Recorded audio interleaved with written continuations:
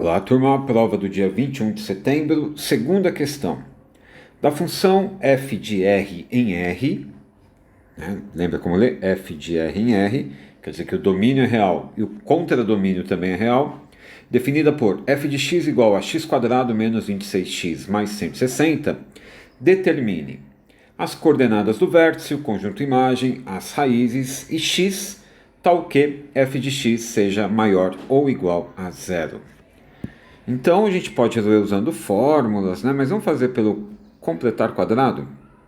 Então eu vou copiar minha função assim, 2 vezes 13x, aí 13 ao quadrado é mais 169, só que aqui é 160, então tira 9. Então note que eu reescrevi minha função sem alterar, né, o conteúdo, só alterou a forma. E por que a gente quis alterar dessa maneira? Porque a gente queria construir um TQP, e a gente não só queria como a gente construiu. Então ficou x menos 13 ao quadrado, né? O quadrado do primeiro, 2 vezes o primeiro vezes o segundo, mais o quadrado do segundo. Bem, e aí tem esse menos 9 aqui ainda, né? Se eu escrever ao contrário aqui, se eu mudar a ordem, colocar o menos 9 na frente, a narrativa fica mais interessante, porque aí vocês percebam que essa minha função sempre vai te dar como imagem um menos 9, mais alguma coisa, né, que está ao quadrado, ou seja, nunca será negativa. Então, essa função assume um valor, se ela sempre vai ser menos 9 mais algo, ela assume um valor mínimo, né, que é menos 9. E vai ocorrer quando? Vai ocorrer esse valor mínimo quando você acrescentar o mínimo possível, que nesse caso, né, como está ao quadrado, é zero. Então isso vai ocorrer quando x for 13. E esse é o vértice da parábola, né? Essa é a resposta do item A. Vértice da parábola, x vale 13, né? x13, y menos 9. Ok? Então o item A já era. Item B, o conjunto imagem. Ora, se esse é o valor mínimo da função, quer dizer que toda ela vai estar acima do menos 9. Então aqui também já saiu o conjunto imagem de graça, né?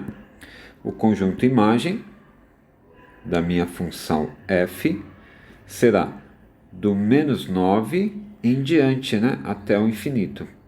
Daqui a pouco a gente vai fazer o gráfico e vai perceber isso aqui, né? O conjunto imagem, a imagem mais baixa é o menos 9 e vai até o infinito positivo, né? Cresce indeterminadamente. Bem, as raízes da função. Então é resolver essa equação, né? Você pode resolver a equação por soma e produto, mas você pode pegar a função nesse formato aqui. Então, eu quero saber quando f de x é igual a zero, raízes, os valores que zeram a função. Então, quando que isso daqui, x menos 13 quadrado menos 9, será igual a zero? Ora, x menos 13 ao quadrado igual a 9, o que vai dar x menos 13 igual a 3, ou x menos 13 igual a menos 3. Né? Que número ao quadrado é 9? Então aqui vai dar x igual a 16, e aqui x igual a menos 10. Menos 10 não, desculpa, mais 10, né? Opa, x igual a 10. Ok, então essas são as raízes da função, x16 ou x igual a 10, né? Bem, e o item D de dado determine x tal que f de x seja maior ou igual a zero. Então aqui a gente fez quando que f de x era igual a zero. Agora a gente quer quando que f de x é maior ou igual a zero.